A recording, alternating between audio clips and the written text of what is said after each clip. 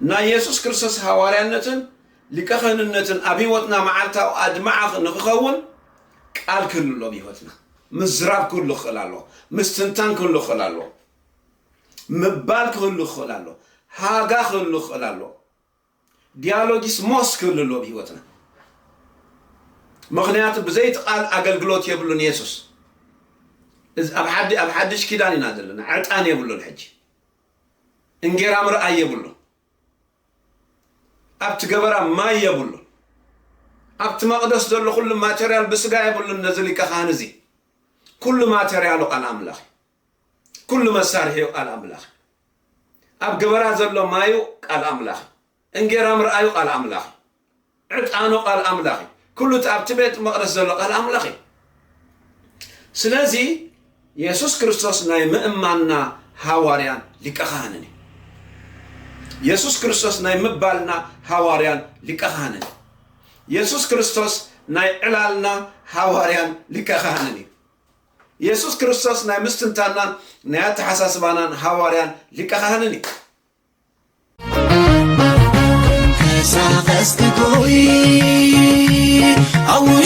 شالوم شالوم زبا أملاخ كما ياللهم كما يكنيهم كبرن እግዚአብሔር ይሁን ለሙን በሐድሽ አስተመጽየኩም አለኹ አብዛ ሐለፈት ዝክሩ ለሕርከንኩም ኣብ መንፈሳዊ ዕቤትና በኃይሊ ክልውጥና ዝኸሉ ሰለስተ መጽሐፍ ቅዱሳዊ ጥበባት ዝብሪና ነርና ተመልስኩም ታ ቪዲዮ ክሰምዑዋ ከዘክረኩም ደሊ ዓሚቕ ሚስጥራት አለው ክብርና አምላክ ይሁን ለው ኸአኒ ንበል ብዝብል አርስቲ ከካፍለኩም ማለት ንበል بزبل مزراب أما صحاب قدس تي ناي مبال ويناي مزراب مستر كرينا حد زي ما صحاب قدسنا نفضل أي مثلنا موت قالات نفضل أي مثلنا جن تي عميق مسترو كان ري أخلنا كم زي نفضل نردع بزح حسابنا ما صحاب قدس مالتي تمردع أنا خاني أبتي وتنا نخلوتن حدش نجار زيابي رافي وتنا نخجبرن عدل هبنا مالتي سلازي لما عنتي كاب إبراهيم عرف 10 سنة استخدم بريت قصة حمشتن شدشتن إبراهيم معرف 10 سنة قصة حمشتن شدشتن كان بدي كاوخن كتصلينا نسوا بعلو أي كحد كان عشان كتو أي بلد كان اللي إمه نبردكم بزي فارجان زبيخون بتزر لكم عقابه سلازي تبعنا زي أبي رد أي إمه أي كفرهني سب كنتاي كي قبرني نبالي بلنا كبرن اكتيابي لخون نسو بعلو اي كحد كان كتون عشش اي كبلا كان إلي إما دحر نبالي بلا بتقص شدشتا نحنا نبل نحنا نزارب تي مبال ويت مزراب زبل مستنتان تعانت متحاز كم دلو اب غريخ يكون اب ابراهيست خيدنا عندنا مصحف قدسناون لو من هيوتنا تطمنا ترجم كرينا مالتي سلازي مجمّر ياجن نسّو سلز بلينا نبر أجزابيهر سلز بلينا نبر كبرن أجزابير يخون كي بلن تبلنا أتي مبال زبل بزحق زي كراخرنا ناندي بزحق زي دانا قرناي ننويح عمتها كاتي عناي مالتي تمبال دبل مسجلة فلسفنا نتحازو مسجلة تمرتات نتحازو مسجلة هايمانتو نتحازو مالتي قليل له أما صحاب قدس أقداسي زخونا أرستات كنت نكفوزين دل نفرح أرستات عنه نكات علو أرستات عنه زي رد أن أرستله كابو حالنا يلوم عاد تمرتناي مالتي تمبال دبل تمزراب زبل مالتي كبرنا عملا يخون حجتي تي ناي غريخ ترجمو ناي إبراهيست ترجمو ناي صحاب قدس ترجمو منفساوي مسترو سلا زي رد أن كم زولكم بزح نجر نتحزمو يدانا قرنا تتأكمت نايت مردا ودما عين خونا سلازي نسو بعلو أي كحد كان عشون كتو أي بلا كان يمو نبرتكم بزيف أرجان سبي يخوني بلنا إلي إمو بلنا مجمّر أكتئابير سلاز بلينا بس حاب قدس أكتئابير زبولي كابزا فترات حزنا كساب رأي وهانس أكتئابير زبولي سلازينا ننببو سلازينا نردو سلازينا نستنتنو أمودات هذا ما سلازينا نبلو وينزاربو مالتي مزراب مبال عميق مستري زلو متحف قدس كبرنا عم لا يخون مبال ويمزراب كابتن إحنا خرد أن زخل نلعلي عميق مستري زلو أما صحاب قدس ስለዚህ ንብረትኩም ዘይፍቅር ገንዘብ ይኹን በቲ ዘለኩም ዕገቡ እንታይ ማለት እዩ ንሱ ስለ ዝበለ ኣተሓሳስባና ይቕየር ንሱ ስለ ዝበለ ህይወትና ይቕየር ንሱ ስለ ዝበለ ነገርና ኩሉ ኣብ ህይወት ዘለና ኣራእያና ኣነባብራን ይቕየር ማለት እዩ ድሓር ከንተብዕ ተቢዕና ድማ እንታይ ንብል እግዚኣብሔር ረዳእየ እዩ ኣይክፈርለኒ ሰብ ከንታይ ከይገብረኒ ክብርና ኣምላኽ ይኹን እዚኣ ሓንቲ ካብታ ክንብላ ዘለና እያ ንበል ኢልና ኣሎ መፅሓፍ ቅዱስ ማእለያ ዘይብሉ ክንብሎ ዝግብአና ኣሎ ኣምላኽ ክረድኣና እሞ ደጋጊምና መፅሓፍ ቅዱስና ከነንብቦ ኣምላኽ ክረድኣና እሞ ንመፅሓፍ ቅዱስና ብትክክል ክንርድኦ ኣምላኽ ክረድኣና እሞ ንመፅሓፍ ቅዱስና ብትክክል ሜሞራይዝ ክንገብሮ ኣብ መወዳእታ ድማ ኣምላኽ ክረድኣና እሞ ንመፅሓፍ ቅዱስና ክንእውጆ ማለት እዩ ወሳኒ ስለ ዝኾነ ንምንታይ ገለ ምክንያታት ክንርኢና መወዳእታ ስለምንታይ እቲ ምባል ኣገዳሲ ኮይኑ ስለምንታይ እቲ ምዝራብ ኣገዳሲ ኮይኑ ኣብ መወዳእታ ገለ ነጥብታት እቲ ጥቕምታቱ ድማ ክንርኢና ማለት እዩ ስለዚ እቲ ምባል ምስትንታን ድብል ምትሓዝ ኣለዎ ምዝራብን ምስትንታንን ኣብ መፅሓፍ ቅዱስ ምትሓዝ ኣለዎ ኣብቲ ናይ ዕብራይስጥ እቲ ሃጋ ዝብል ምስትንታን ይትርጉሙ ብጣዕሚ ዝገርም ኣብቲ ናይ ግሪክ ዲያሎጊስ ሞስ ኢልዎ ኣሎ ከም ዝፈልጦ ብእንግሊሽ ዲያሎግ ማለት ምዝራብ ማለት እዩ ኣብቲ ናይ ግሪክ እቲ ምስትንታን ድብል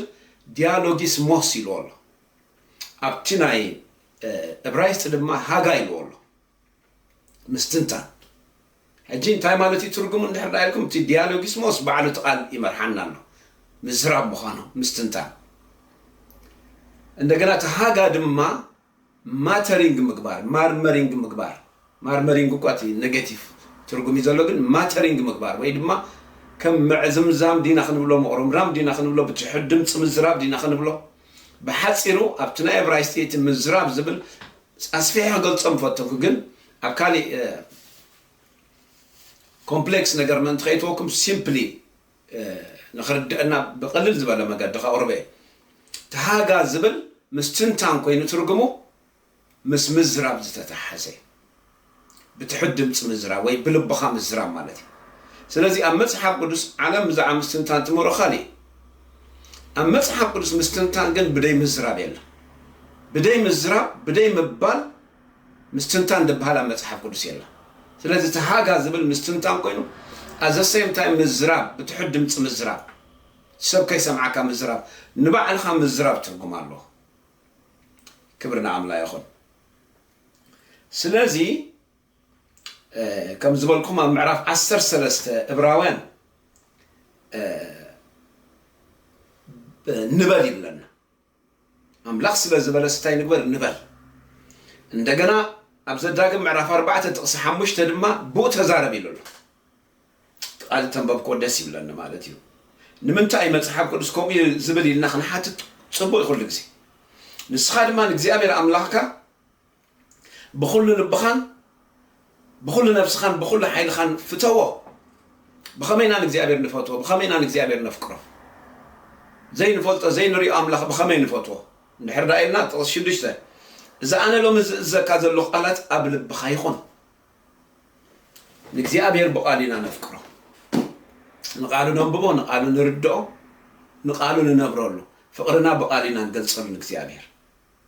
ነቲ ቃል ንርድኦ ነቲ ቃል ድማ ንነብረሉ ክብሪ ንእግዚኣብሔር ይኹን ስለዚ ንደቅኻ መሃሮም ኣብ ቤትካ ኮፍ ምስ በልካን ኣብ መገዲ ክትከይድ ከለኻን ኣብ በጥ ምባልካን ኣብ ምትስእኻን ብኡ ተዛረብ ይብል ክብሪ ንእግዚኣብሔር ይኹን ኣብ ምንታይ ኢሉ ንደቅኻ መሃሮም ኢሉ መጀመርያ ኣብ ቤትካ ኮፍ ምስ በልካ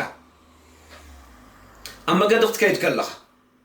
ኣብ በጥ ምባልካ 24 ሰዓት በጥቃል ተዛረብ ክብርና ኣምላኽ ይኹን እዚ ምስ ምንታይ ተሓዝ መሲልኩም ኢያሱ ምዕራፍ 1 ጥቕሲ 8 መዝሙር ዳዊት ምዕራፍ 1 ካብ 1 እስካብ 3 ነቲ ቃል መዓልትን ለይትን ምስትንታን ነቲ ቃል መዓልትን ለይትን ምስትንታን ኢለኩም ምስትንታንን ምባልን ተተሓዘ እዩ ኣብ መፅሓፍ ቅዱስ ምስትንታንን ምዝራብን ዝተተሓዘ ስለዚ ብኡ ተዛረብ ኢልዎ ንኢያሱ ኸ መዓልትን ለይትን ኣስተንትኖ ኢልዎ ንምንታይ ክሰልጠካ ንምንታይ ነገርካ ኩሉ ቅየር ንምንታይ ህይወትካ ቅየር ኣሕዋተይ ምባል ምዝራብ ምስትንታን ምትሓዛሎ እንደገና ድማ ዓሚቕ ሚስጥራሎ እንደገና ድማ ጠቕላላ ህይወትና ቀይር ዝኽእል ነገር እዚ ናይ አይሁድ ባህሊ ኣብ ህዛብ ብዙሕ ዘየለይ ንሕና እውን ካብ ህዛብ ከም ዝድሓና መጠን ብቐሊሉ ክርድአና ዘይክእል ነገር እዩ ግን ቶታሊ ህይወትና ቀይር ዝኽእል ክንለማመዶ ዘለና ባህሊ እንታይ 24 ሰዓት ምባል ምዝራብ ምስትንታን ክብርን እግዚአብሔር ይኹን ስለዚ ብኡ ተዛረብ ኢልዎ እንደገና ድማ ምእማንና ነጽንዕ ኢልዎ ዕብራውያን ምዕራፍ 14 ክሳብ 15 ድማ ምእማንና ነጽንዕ ዝብል ኣሎ እንታይ ማለት እዩ ምዝራብና ነጽንዕ ክብርን እግዚአብሔር ይኹን ምእማን በበይኒ ምእማን ነዚ ቃል እዚ ምእማን ማለት እዩ እምነት ምእማን ግን ምዝራብ ማለት እዩ ሰብ ብልቡ አሚን ይጸድቕ በአፉ ተአሚኑ ኸይድሕን ሰብ ብልቡ አሚን ይጸድቕ በአፉ ተአሚኑ ኸይድሕን ምእማን ምዝራብ ምእማን ምባል ስለዚ ምእማንና ነጽንዕ ኢሉ ነዚ ምስትንታን ነጽንዓዮ እንታይ ማለት እዩ 24 ሰዓት ነስተንትን 24 ሰዓት ንዛረብ 24 ሰዓት ንቃሉ ንበል ማለት እዩ ክብርና አምላክ ይኹን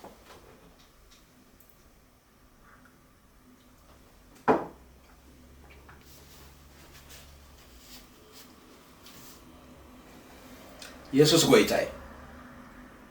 ስለዚ ንመጽሐፍ ቅዱስ ክንብሎ ክንዛረቦ ከነስተንትኑ ካብ ኣፍካ ይትፍለየ እዩ ዝብል ባይዘወይ ኣስተንትኑ ኢሉ ምዕራፍ 1 ጥቕስ 8 ኢየሱስ ኣስተንትኑ ኢሉሲ ካብ ኣፍካ ኣይትፍለየ ኢሉ እጂ ኣፍን ምስትንታንን ኣታሒዝዎ ምስትንታንን ምዝራብን ኣታሒዝዎ ዓለም ግን ብዛዕባ ምስትንታን ክትመረካ ከላ ናይ ኣእምሮ ቶታሊ ኣብኡ ኣቶ ኣይደለኒ ግን አንጻር መጽሐፍ ቅዱስ ያ ምስትንታን ዓለም ትምህሮ ማለት እዩ እንደገና ምስ ሓሳብ ጥራይ ተተሓዞ ምስ ኣእምሮ ጥራይ ተተሓዞ ዓለም መጽሐፍ ቅዱስ ግን ካብ ኣፍካ ኣይትፍለየሉ ነጥቃል እንታይ ማለት እዩ ሃጋ ግበሮ ዲያሎጊስሞስ ኣስተንትኖ ተዛረቦ ኣብ ኣፍካ ይኹን ማተር ግበሮ ክብርን እግዚአብሔር ይኹን ኢየሱስ ጎይታይ ከምንታይ ገይረዮም ክገልጾ ወይ ብልብኻ ወይ ብትሑት ድምፂ ነጥቃ ስኢልካ ተዛረቡ አይሁዳውያን ከም እዮም ዝገብሩ ካብ ኣፍካ ይፈለጥ ቃል ክብርና አምላክ ይኹን ስለምንታይ ቀዳማይ እቲ ቃል እቲ ነስተንትኖ ቃል አምላክ ስለ ዝኾነ እቲ ነስተንትኖ ቃል አምላክ በሉ ዝብለና ዘሎ ተዛረቡ ዝብለና ዘሎ 24 ሰዓት ኣስተንትንዎ ዝብለና ዘሎ ቃል አምላክ ስለ ዝኾነ ክብርን እግዚአብሔር ይኹን እግዚአብሔርን ቃሉን ሓደ ስለ ዝኾነ ቀዳማይ ኢየሱስ ጎይታይ ንምንታይ ንኸይንብል ማለት እዩ ንምንታይና 24 ሰዓት ከነስተንትኖ ዘለና ንምንታይና 24 ሰዓት ክንብሎ ዘለና ንምንታይና 24 ሰዓት ክንዛረቦ ዘለና ንምንታይና 24 ሰዓት ከነስተንትኖ ዘለና ነቲ ቃል ተይልና መጀመርያ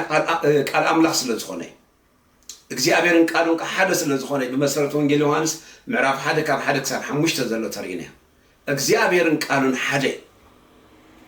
ስለዚህ 24 ሰዓት ነቲ ቃል ከነስተንትኖ ከለና 24 ሰዓት ነቲ ቃል ክንብሎ ከለና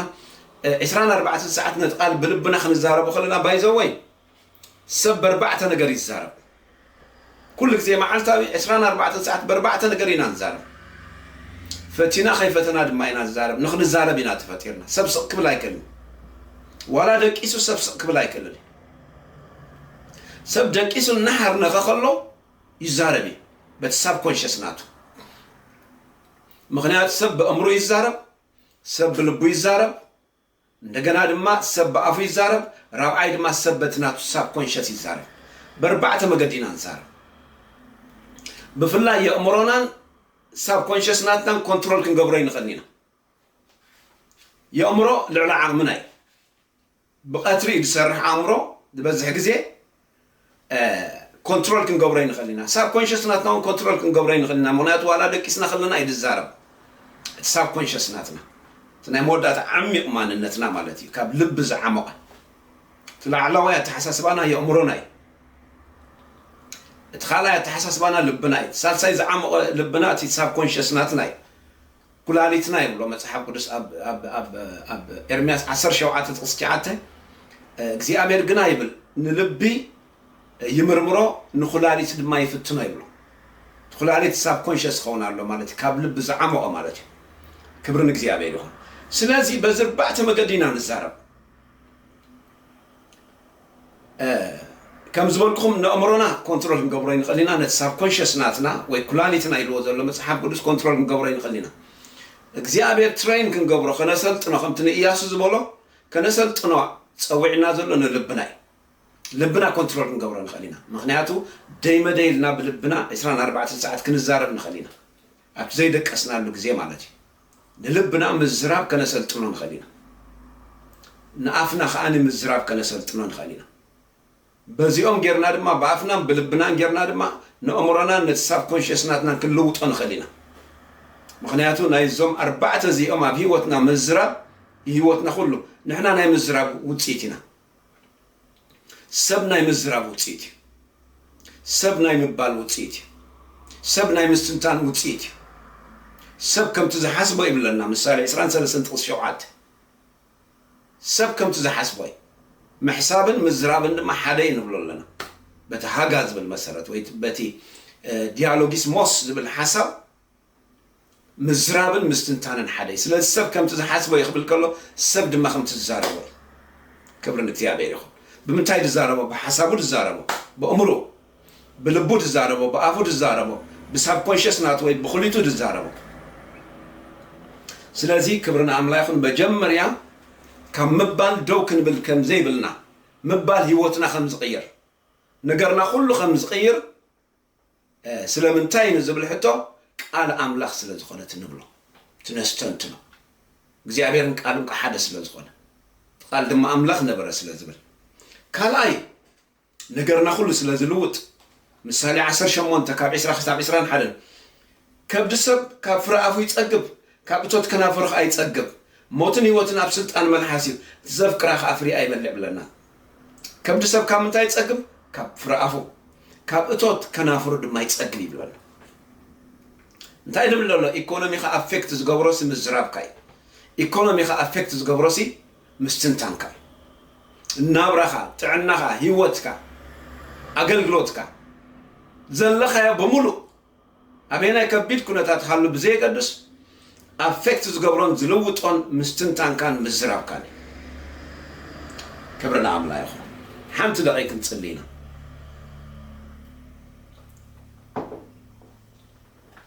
نا እግዚአብሔር ሁላውነት አማኸልናሎ ንሓንቲ ደቂቅ እንጽልይና መልሽ መንፈስ ቅዱስ ቆራጸረና መልሽ መንፈስ ቅዱስ በቃሉ ክፉሰና መልሽ መንፈስ ቅዱስ በቃሉ ከናግፈና ከበርታዕና ሃሌሉያ ብሩኽ መንፈስ ቅዱስ ነመስግነካ አሉና አማኸልና ስለዘለኻ ተመስገን አየራትና ተቆጣጠር የኡምራ ሕዋተይ ተቆጣጠር የኡምራና ልብና ከናፈርና ሁሉ ተቆጣጠር ጉባኤና ተቆጣጠር ብሩኽ መንፈስ ቅዱስ ቃል ካንዳ ተዘርበ ሁሉ ፈውስ ይኹን ቃል ካንዳ ተዘርበ ሁሉ ምንጋፍ ይኹን ቃል ካንዳ ተዘርበ ሁሉ ኃይል ይኹን ቃል ካንዳ ተዘርበ ሁሉ ክብርን ምንዋጥን ይኹን ንስኻ መሃረና ስኻ ተዛረበና ስኻ ፈውሰና ስኻ ናግፈና ጊዜናን ቦታና ንዓኻ ሓሊፍና ንህባለና መንፈስ ቅዱስ በሽም ኢየሱስ አሜን ሃሌሉያ ስለዚህ ሳልሳይ መልክ አምላክ ስለዘሎ በህይወትና ስለምንታይ ምስትንታና ገዳስ እንድሕር ዳይልና መልክ አምላክ ኣብ ህይወትና ካብቲ መልክ አምላክ ይዝምጭት ምስትንታን እቲ ምስትንታንን ምባልን መዝራብን ካብቲ መልክ አምላክ ይዝምጭ እዚ ርእስቲ እዚ ንኻሊ ፍጥረት ክርዶ ይክእልኒ እዚ ርእስቲ እዚ ካሊ ፍጥረት ክገብሮ ይክእልኒ ዘስተንትንን ዝብልን ፍጥረት ሰብ ጥራይ ስለዚህ እግዚአብሔር በመልክዕና ከምስልና ሰብ ንግበር ይልና ሓደ ካብቲ መልክ አምላክ መዝራብ ሓደ ካብቲ መልክ አምላክ ምስትንታን ሓደ ካብቲ መልክ አምላክ ምሕሳብ ስለዚህ ዘፍጥረት ምዕራፍ 1 ጥቅስ 26 ከም ይዝብለና በመልክዕና ከምስልና ሰብ ንግበር ንምንታይና ንበል ነስተንትን ንዛረብ ንብል ደለና መልክ አምላክ ኣብ ህይወትና ስለዘሎ እግዚአብሔር በመዝራብ ንኹሉ ፍጥረት ስለዝፈጠረ እግዚአብሔር በቃሉ ንኹሉ ፍጥረት ስለዝፈጠረ ናይ ፍጥረት ሚስጥር ቃሉ ስለዝኾነ ናይ ፍጥረት ሚስጥር ናይ እግዚአብሔር ምባል ስለዝኾነ ሕጂውን ዝኹሉ ዩኒቨርስ ንሪኦ ዘለና ኣብ ሰማይ ኣብ ምድሪ ብትሕቲ ምድሪ ኣብ ባሕሪ ኣብ ኩሉ ፍጥረት ንፍጥረት ኩሉ እግዚአብሔር በቃሉ ጽኑዕ ሒዝዎ ስለዘሎ ዕብራውያን 1:3 ይዝብለና ንኹሉ ብሓይሊ ቃሉ ጸይርዎ ኣሎ ንኹሉ ብምባሉ ብምዝራቡ ጸይርዎ ኣሎ ንሕና ከምታይ ኢና ንብል ዘለና ኣብ መንጎ ምስትንታንን ምዝራብንሲ ፍልልይ የለን ኢና ንብል ዘለና ብመሰረት መጽሓፍ ቅዱስ ኣብ መንጎ ምባልን ምስትንታንን ፍልልይ የለን ክብርን እግዚአብሔር ይኹን ስለዚ ራብዓይ ኢየሱስ ክርስቶስ ናይ ምእማንና ሐዋርያን ሊቀ ካህን ስለዝኾነ ክብርን እግዚአብሔር ይኹን ኢየሱስ ክርስቶስ ናይ ምእማንና ሐዋርያን ሊቀ ካህን ስለዝኾነ ዕብራውያን 3:1-2 እንታይ ማለት እዩ ኢየሱስ ክርስቶስ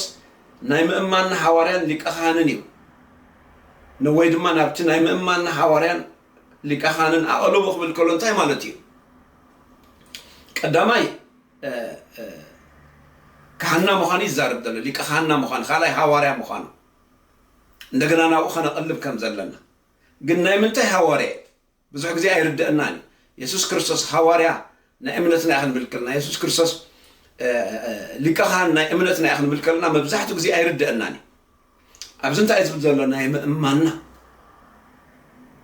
ኢየሱስ ክርስቶስ ናይ ምእማንና ሐዋርያ ኢየሱስ ክርስቶስ ናይ ምባልና ሐዋርያ ኢየሱስ ክርስቶስ ናይ ምዝራብና ሐዋርያ ኢየሱስ ክርስቶስ ናይ ምስትንታንና ሊቀ ካህን ምእማን ማለት ምዝራብ ማለት እዩ ምእማን ማለት ምባል ማለት እዩ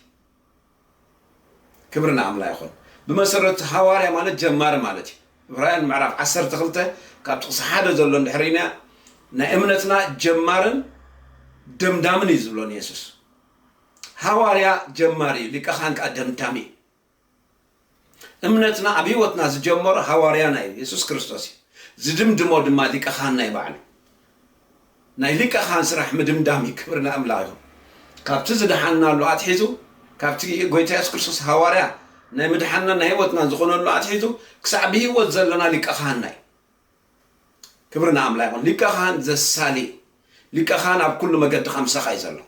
ሊቀ ካህን ኣብ መንጎኻን ኣብ መንጎ እግዚአብሔርን ሊቀ ካህን መተዓረቒኻ እዩ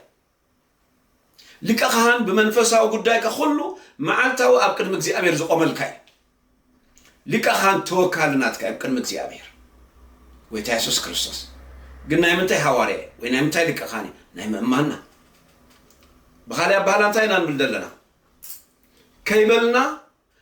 ከይተዛረብና ከየስተንተና ኣብ ህይወትና ቃል ተዘየለ ናይ ኢየሱስ ክርስቶስ ሐዋርያነት ኣብ ህይወትና ኣድማዕ ኣይኮነን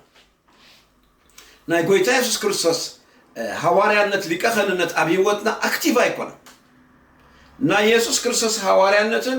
ሊቀ ካህንነትን ኣብ ህይወትና መዓልታዊ ኣድማዕ ንክኸውን ቃል ክህልሎ ኣብ ህይወትና ምዝራብ ክህሉ ክኽእል ኣለዎ ምስትንታን ክህሉ ክኽእል ኣለዎ ምባል ክህሉ ክኽእል ኣለዎ ሃጋ ክህሉ ክኽእል ኣለዎ ዲያሎጊስ ሞስ ክህልሎ ኣብ ህይወትና ምክንያቱ ብዘይቲ ቃል ኣገልግሎት የብሉን ኢየሱስ ኣብ ሓድሽ ኪዳን ኢና ዘለና ዕጣን የብሉን ሕጂ እንጌራ ምርኣይ የብሉን ኣብቲ ገበራ ማይ የብሉን ኣብቲ መቅደስ ዘሎ ኩሉ ማቴርያል ብስጋ የብሉን ነዚ ሊቀ ካህን እዚ ኩሉ ማቴርያሉ ቃል ኣምላኽ ኩሉ መሳርሒኡ ቃል ኣምላኽ ኣብ ገበራ ዘሎ ማዩ ቃል ኣምላኽ እንጌራ ምርኣዩ ቃል ኣምላኽ ዕጣኑ ቃል ኣምላኽ ኩሉ ኣብቲ ቤት መቅደስ ዘሎ ቃል ኣምላኽ ስለዚ ኢየሱስ ክርስቶስ ናይ ምእማንና ሐዋርያን ሊቀ ካህንን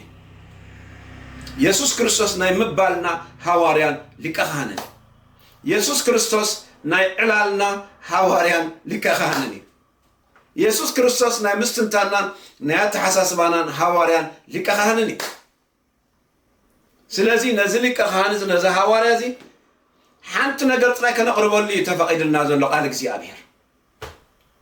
ሓንቲ ነገር ክንብል ጥራይ ተፈቒድልና ዘሎ ቃል እግዚአብሔር ሓንቲ ነገር ከነስተንትን ጥራይ ተፈቒድልና ዘሎ ቃል እግዚአብሔር ሓሶት ኣይኮነን حميت يكونن تفقيد لنا زلو صلما يكونن بأس يكونن كبر الإግዚአብሔር يكون نيجاتيفلي مغرمرا مع زمزام يكونن هاغا مالتكم يلنا حقي هاغا مالت مستنتاني هاغا مالت كاني دمص بزي بلو مغدي بتحد دمص مزراب يلنا ወይ ድማ بلبخ مزراب يلنا كبر الإግዚአብሔር يكون قال أملاك يتفقدلنا ስለዚህ ትራብ አይ ምክንያት ከነስተንትን ክንብል ክንዛረብ ዘለና 24 ሰዓት ከምትን ኢያሱ ዝበሎ ምክንያቱ ጎይታ ኢየሱስ ክርስቶስ ናይ ምዝራብና ናይ ምስትንታና ሐዋርያን ሊቀኻህን ስለዝኾነ ክብር ለእግዚአብሔር ይሁን በሆሚት ሊቀኻህን እንደፍጻም በሆሚት ሐዋርያነት ናይ ጎይታ ኢየሱስ ክርስቶስ ኣብ ህይወትና ዝፍጻም በዚ ከምዝ ድማ እግዚአብሔር ኃይል ዝበልና ቅብአት ዝበልና ጸጋ ዝበልና ህይወትና ዝልውጥ نزنت زي غيرنا دم عينا هيوتنا زي لوط نزنت زي غيرنا دم اي منفساوي هيوتنا زي برتا نزنت زي غيرنا دم عينا ندك نزنت زي غيرنا دم عينا كنفوس كنناقف زي نخل هاليلويا حمشاي ام بال حيل سلازلو صلات دم كنشلن صلا قال مسكرنا منما سعرو نيوتهم كسعمو تيفقروان بلنا راي 10 تخلته تقصحاد حيل الله كم تقدمنا وزبرنا مالتي أم بالنا أم مستنتنا أم مزرابنا أب هاجا أب ديالوجيسموس حيل الله قبعت الله صدق الله من نقاف الله فوز الله كبر الإግዚአብሔር يخون شرشاي صلاحت بل سلا زيد لك صلاحت الزارب يد لك يعني ختستنتنا يد لك يعني نتقال كتب له يد لك يعني عبسك يزدل كعبسك يزدلني سكت بلي يزدلني نتقال كتوجه يدلكاني نتقال كتزاربو يدلكاني نتقال كتستنتنو يدلكاني بنصارو نحرك تزارب كاين نيجاتيف كتزارب يزدلك نيجاتيف ነገር كتستنتن يزدلك አንጻር ቃል አምላክ አንጻር ፕላን አምላክ አብይወትካ አንጻር ተስፋ አምላክ አብይወትካ አንጻር ድምጽ አምላክ አብይወትካ ክትዛረብ ይዝደለካ ክትሐሚ ክትሕሱ ከተጸልም ይዝደለካ ሕማ ነገር ከተስተንትን ይዝደለካ ስለዚህ ሻርሻይ ምክንያት ጸላኢ ክትብል ስለዚህ ይደለካ ከተስተንትን ስለዚህ ይደለካ ጸላኢ አምባል ኃይል ከምዘለ ስለዝፈልጥ ጸላኢ በመባል መንግስቱ ከም ትግልብጥ ስለዝፈልጥ ጸላኢ በመባል በመስተንታን ነገራት ከም ተባላሽ ስለዝፈልጥ ናይ ጸላእ ስራሕ መባል ስለዝኾነ ቀዲሕ ወይ كل جزء ناي تصلى نجار فورجدي كابتن እግዚአብሔር ይዝቆዳ ናይ ባዕሉ ነገር ይብሉን ጠንቆልት ናይ ባዕሎም ነገር ይብሉን ሰይጣን ናይ ባዕሉ ነገር ይብሉን አጋንንት ናይ ባዕሎም ነገር ይብሉን በመሰረት ሰይጣን መርሐም ለሆይ ነይሩ ሰማይ መልአኽ ነይሩ ናይ ባዕሉ ይብሉን ካብ መጀመሪያ ናይ እግዚአብሔር ሕጂ ወዲቁና ምድሮ ስለዚህ ንባዕሉን ስለዝብል ንባዕሉን ስለዘስተንትን ኔጋቲቭ ነገር ሰይጣን ስለዚህ ወይ ኔጋቲቭ ነገር ከነስተንትን ይዝደልና ወይ ድማ ከነጭራሽ ክንዛረብ አይደለና ኢየሱስ ጎይታ እዚ ሁሉ ማርት ንብሎ ናይ መባል ውጽኢት ናይ ምስትንታን ውጽኢት አስማት ድግምት ጥንቆላ ነዚ ሎም ኽን ማሃረዝ ወዓልና በንጻሩ ገሮም አንጻርና ዝሰርሑ ስለዚህ መባል ኃይል ሎ ምስትንታን ኃይል ሎ ሚስጥር አሎ ንብል ደለና በህይወትና ክብር ለእግዚአብሔር ይሁን ስለዚህ بشلتنات كن زارب ديبلنا بشلتنات كن حم زيبلنا بشلتنات كن تصارف زيبلنا بشلتنات كن تصلم ديبلنا اسمات مالت شمسب زلعل مالتي دغمت مالت دقال املخاو ነገር ዝደጋግም ማለት ማርት ማለት አንጻር ቃል አምላክ ድዛረብ ማለት እዚ ሁሉ ምስተንቆላት ተሐሰ ስለዚህ ከይተረዳና እዚ ሁሉ አቤተ ክርስቲያንና ይኸውን ማለት አብይወትና ይኸውን ማለት ከይተረዳና ብዙ ነገር አብይወትና ይባላሽ ማለት ኢየሱስ ጎይታይ አሞዳታ ሻብዓይ ስለምንታዩ ክንብል ደለና ክንዛረብ ዘለና 24 ሰዓት መዓልታ ከነስተንትን ዘለና ንምንታይ አብይወትና ሃጋ ኸውን ዘሎ ንምንታይ አብይወትና ዲያሎጊስሞስ ኸውን ዘሎ እንተይልና በመባልና ዝምድናታትና ስለዝፍወስ أمون قحوات بأس الزخون زي نايلهم معت مستر سلازير الدنيا. أبيت كريستيان بأس الزخون من فللاي زخون أب عروق بأسم في الله يتخون أب سب بأسم في الله يتخون أب حدار بأسم في الله يتخون زنا يلوم معت مبال سل زي تردنا ويدما بنيجاتيف مقدس لان قبري كبرنك زي عبير يخون أب استفعل عليه أقلوت يخون أب ركنت يخون أب سب يخون أب حولنت يخون أب حدار يخون أم مقرج أو زلهم سبات زلهم نايلهم تمرت بتعم قداسي أب ريليشنشيب بزح نقدر زبالاش والناس لنا بلي كي بالكار ريليشنشيب أي بالاش وكان كي تزارب كار ريليشنشيب أي بالاش وكان كبرنك زي عبير يخون صبوت تبل دلخنا مسلكا صبوت تستنتن دلخنا مسلكا صبوت تزارب دلخنا مسلكا نتخفوس زخن مبال أملاخ مزراب أملاخ مستنتان أملاخ كان أملاخ سلو نسحتو بزح نقدر يبالاشون سلازي كبرنك زي عبير يخون بزح زي نحوات تزاربهم نقدر زي انت يزولهم دقاقمنا نبلو زلنا مس عروقتنا مس حواتنا مس مقلاقلتنا بيت كريستيان أم حادارنا دقاقمنا نكاتعلو نزاربولو نقرهالو كي تردع ناس ناس قبرني علال كنلو طلنا يزفل مبال حيل سلزلو كنلو طلنا ريليشنشيب بخوم يزفوس نتنبوزع عم الزبل كي اختلو اختك لالك بمتاي بغال أملخ هاقا خونا لو بريليشنشيب كا ديالوجيس موسك خونا له أب ريليشنشيب بقال أملاك مستنتان خونا له أب ريليشنشيب نتسألح ديالوج كتكيروح تكلال لك نتسألح أنق نتسألح الزراربة نتشجر فترة مبال كتلو تأخذ كلال لك نتشجر بمسرة فترة مستنتان كتلو تأخذ كلال لك قنعد مسألة كان قر نبقى رفت من لسك كلال لك بحاتيرو معالتاو مستنتان كم تنياس ورخت ماركت كلالوك مبالك ماركت كلالوك انت كلام لخ مزراب ماركت كلالك هاغخت ماركت كلالوك نمنتاي قانقو خان قير زربا خان قير ديالوج كان قير مستنتان كان قير كومونيكيشن كان قير بوبيلو دما زمدنخا نقير بروخاتكم نصلي هاليلويا ثانك يو جيسس بروخ منفس كدس نمسكنا كالونا سلازي ردا خانا تمسكن سنقالك تمسكن هاغا سلازي مهاركانا ديالوجي سموس سلازي مهاركانا مستنتان سلازي مهاركانا مبال سلازي مهاركانا مزراب سلازي مهاركانا نمسكنا كالونا سلازي معالت تمسكن سلحواتي تمسكن حجد ما يتصلي على خبي يسوس كريستوس سم أما أخذنا حيلي يخون أما أخذنا فوس يخون أما أخذنا من نقاف يخون بقويتا بيسوس كريستوس حيل خاب ما أخذنا حج حل بتصلي الله كبر خاب ما أخذنا حج حل بتصلي الله بقويتا بيسوس كريستوس فوس خاب ما أخذنا حج حل بتصلي الله أما أخذنا مستنتان خون مزراب خون مبال خون هاغا خون ديالوجيس موس خون تصلي الله بقويتا بيسوس كريستوس ما بحواتك خون تصلي الله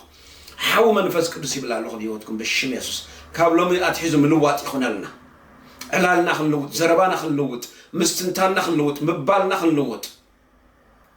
بالشم يسوس كريستوس متصلي الله بقويتا بيسوس كريستوس هاغا خونا بيوتنا تصلي الله حوي منفس قدس بالشمس حوي منفس قدس بالشمس حوي منفس قدس بالشمس سات منفس قدس فوس يخنا بيوتنا بالشم يسوس حيل يخنا بيوتنا بالشم يسوس كبر يخنا بيوتنا بالشم يسوس لوت يخنا بيوتنا بالشم يسوس ابو امرنا لوت يخن بالشم يسوس اب لبنا لوت يخن بالشم يسوس بأمرنا قال أملاخ مزراب يخون لنا بالشمس بأفنا قال أملاخ مزراب يخون لنا بالشمس بلبنا قال أملاخ مزراب يخون لنا بالشمس بسبب كونشسناتنا قال أملاخ مزراب يخون لنا أبيتنا حيل يخون كبر يخون بالشمس حوي منفس قدس سات منفس قدس سات منفس قدس سات منفس قدس سات منفس قدس يخون أبيوتكم فتصم لوط يخون قالوا من باب يخون أبيوتكم قالوا مرد يخون أبيوتكم قالوا مستنتان يخون أبيوتكم قالوا مواج يخون أبيوتكم بالسم يسوس بروخات يخون آمين ساقست قوي